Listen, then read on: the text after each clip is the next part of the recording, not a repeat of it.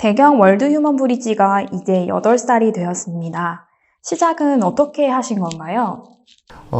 제가 한 번씩 자주 말씀드리는 것 중에 고옥하는 목사님께서 하셨던 말씀이 월드 휴먼 브릿지 사역을 제안받았을 때부터 쭉 남아있는 제 속의 메시지인데, 교회는 창문 밖을 내다본 적이 없다.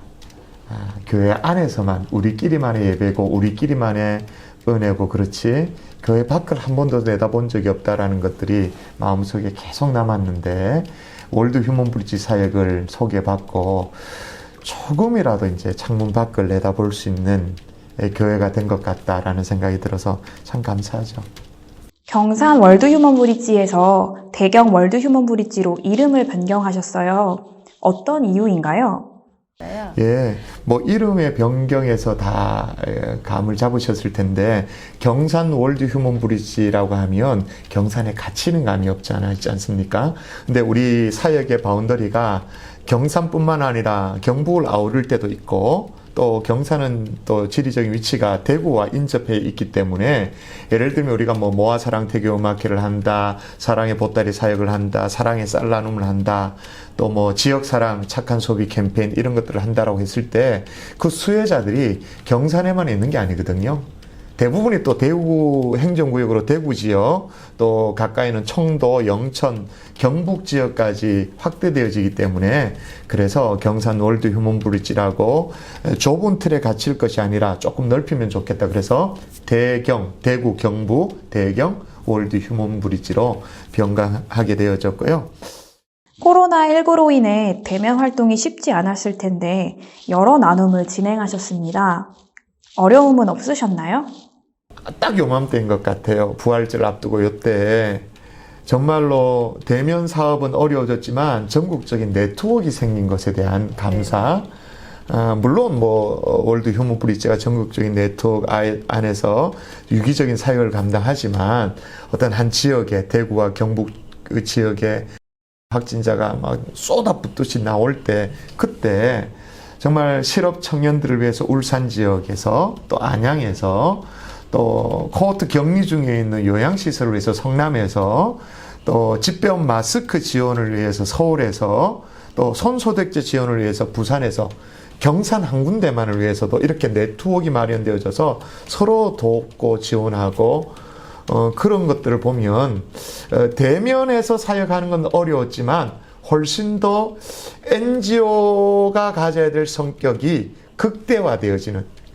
그래서 사실은요, 지금은 조금 소강탄 상태입니다만, 작년 4월, 5월, 6월 매주일마다 NGO 사역들이 교회에서 유수로 나가고 또 주보에 이렇게 되어지고, 그래서 이런 얘기 있었어요. 월드 휴먼 브릿지가 없었으면 어떡할 뻔했나. 이 코로나를 맞았는데 월드 휴먼 브릿지 사역이 없었으면 이렇게 전국적인 네트워크의 지원을 받는다든지 함께 우리 어려움을 호소할 그런 채널이 없었으면 어떡할 뻔했나. 그런 얘기했을 정도로. 그리고 매주마다 이제 그렇게 강구가 되니까 성도들이 이제 더 잘 알게 된 거죠. 이런 게 있구나. 이런 사역을 우리가 하고 있구나. 올해 비대면 사랑의 김장 나눔은 각자의 가정에서 담근 김치를 모아 수혜자분들께 전달하는 방식이었습니다. 아이부터 어르신까지 오손도손 김장하는 모습이 기억에 남는데요. 어떻게 진행하셨는지 궁금합니다. 날씨가 쌀쌀해지면서 이 사랑의 김장 나눔 사역을 계속 해야 되냐 말아야 되냐 고민을 많이 했거든요. 이걸 어떻게 해야 되지? 평상시 같으면 우리가 처음에는 뭐 우리 교회 경내에서 함께 모여서 김장 나눔을 하면 자원봉사하는 분들도 편리하고 좋고, 늘 출입하는 교회니까 도마 하나, 칼 하나 어디 있는지 우리 교회 살림이니까 편안할 텐데 그렇게 하지 말자라는 게 저의 방침이었죠. 이걸 하나 하더라도 지역사회에 들어가는 게 좋겠다. 그렇게 해서 최근 몇 년 동안은 영대 캠퍼스에, 그 추운데 거기에 이제 테이블을 깔고 사랑의 김장 나눔 현수막 하고 그 지나가는 영대 학생들이 다 쳐다보고 그리고 기독 교수에서도 몇 명 아니지만 함께 참여하고 또 선교단체에서도 몇 명 참여하고 물론 우리 교회 성도님들 또 많이 참여해서 그렇게 해서 사랑의 김장 나눔 행사를 해서 꽤나 많은 수혜자들에게 다 나눠주고 그렇게 했거든요. 근데 올해 작년이죠. 작년 어떻게 해야 되냐 이게 고민이었어요. 전반적으로 다 취소할까 말까 그렇게 고민하다가 역시 윤싱한 목사님이 아주 아이디어 뱅크 아니겠습니까? 네네. 저랑 같이 저도 한 아이디어 하는 사람이니까 네네. 머리를 맞대면서 그렇게 하지 말고 이걸 가정 단위로 돌려보자. 가정 단위 돌려서 교회는 드라이브 스루 하듯이 그 잘 절여진 배추 또 양념 그리고 어떻게 하면 되는지 이 디렉션 잘 적어가지고 다 좀 준비해드리자. 그래서 드라이브 스루로 오면 트렁크에 다 실어드리고 박스까지 다 실어드리고 어떻게 하면 되는지 알려드리자. 그리고 이 나눔의 사역을 가정에서 이루어지도록 하자. 모여서 할 게 아니라 가정에 주면 할 수 있겠구나 생각되어졌죠. 그래서 그때 몇 가정이었죠? 200, 300가정? 네. 뭐 그 정도가 같이.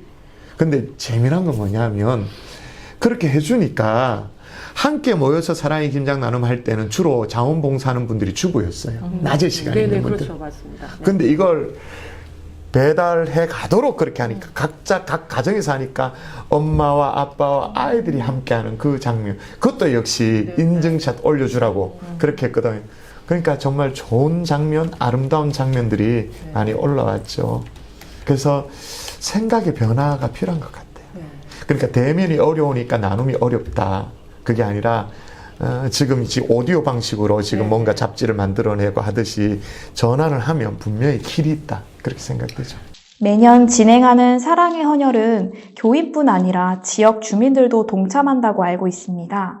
지역사회의 반응은 어떤가요? 저희 교회는 헌혈을 한 역사가 꽤 긴 것 같아요. 네. 공식적으로 이제 데이터로 남아있는 건 2010년부터 쭉 해왔다 이렇게 되는데, 그전에도 사실 있었는데, 데이터로 이제 집계가 남겨져 있진 않았는데, 그래서 한 1,600여 명이 이제 헌혈에 지원을 하고, 체혈의 성공은 1,285명 정도가 지금까지 해서, 그렇게 헌혈에 하고, 또 대한적십자사의 특별회에도 매번 이렇게 납부하면서 진행되어지는데, 1년에 한 번은 꼭 하죠. 아니면 2번 하는데, 하는 타이밍을 언제 하냐면, 그것도 참 어려웠어요. 그렇게 결제하는 게 어려웠는데, 보통 이제 교회 입장에서는 성도님들이 헌혈하기에 편안할 때, 그리고 사람들이 줄 서 있어도 괜찮을 때, 그런 봄, 가을, 따뜻할 때, 이럴 때잖아요. 어려운지 하셨군요. 그때는 헌혈이 필요 없다는 건 아닌데 그렇게 급하진 않대요. 급할 때가 언제냐? 2월 말이래요. 추울 때죠. 근데 이제 교회에서 하려면 그 성도들을 줄 세워야 되잖아요. 아직 추운데 덜덜덜 떨면서 그게 어렵죠. 근데 그때가 이제 방학이고 또 학교에서 이제 학생들의 피가 수급되지 않는 때여서 가장 어렵대요. 그래서 우리는 그래도 어려울 때 해보자. 2월 달에 언제나 그렇게 헌혈 행사를 쭉 해왔는데요. 그렇게 하다 보니까 몇 년 전부터 생각난 게 뭐냐, 우리끼리 하지 말고 좀 알려보자. 현수막도 그리고 또 이 앞에 아파트에도 알려보자라고 아이디어를 갖게 됐는데, 그렇게 갖게 된 이유가 뭐냐면 몇 년 전에 헌혈에 참여하신 분들 리스트를 보다가 우리 사역자들이 그렇게 얘기하는 거예요. 이분은 우리 교회 성도 아닌데도 했다는 거예요. 그 어디 계신 분이야? 그러니까 여기 앞에 대평 그린빌 이렇게 좀 위층에서 교회 마당을 내려다 보다가 헌혈차가 와 있네? 그래서 와서 했다는 거예요. 야, 그럴 것 같으면 분명히 이런 사람들이 분명히 더 있을 거다. 그러니까 앞으로 우리가 헌혈 행사를 하면 지역 주민들에게도 안내를 해드리자라고 하니까 이제는 막 전체 참여 인원의 한 10% 많지는 않지만 참여를 하면서 같이 하고 있죠. 지역에 필요한 NGO의 역할은 어떤 것이라 생각하시나요?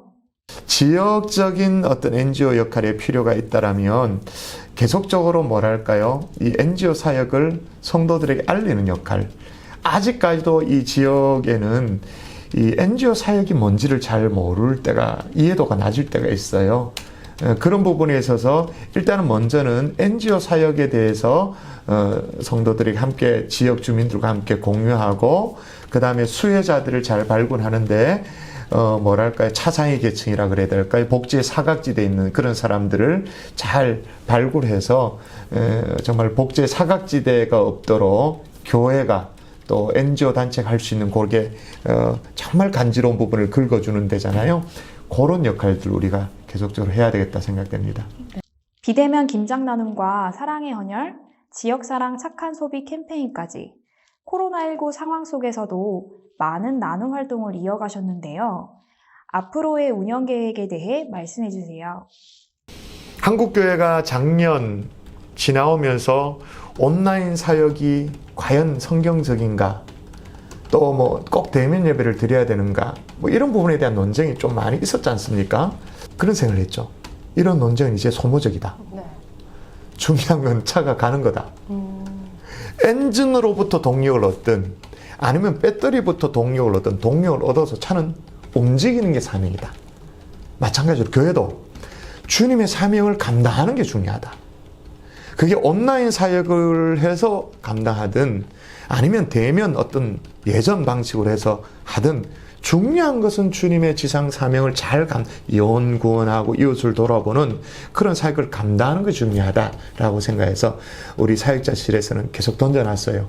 하이브리드 개념의 사역을 어떻게 모든 영역에 적용할 수 있을지, 이게 꼭 온라인, 오프라인 이런 거 매이지 말고 중요한 것은 우리가 가야 될 길을 계속 가는 거니까 그런 이제 컨셉을 가지고 우리 모든 사역들을 다시 한번 돌아보려고 하거든요. 그게 뭐 모아사랑 대교음악회든 뭐든지 간에 뭐 봉사자 개발하는 문제든지 간에 모든 부분을 이 하이브리드 사역적인 개념을 가지고 사역이 멈춰지지 않는 범위 안에서 모든 것들을 우리가 다시 한번 점검해보자 라고 하고 있는 중이죠.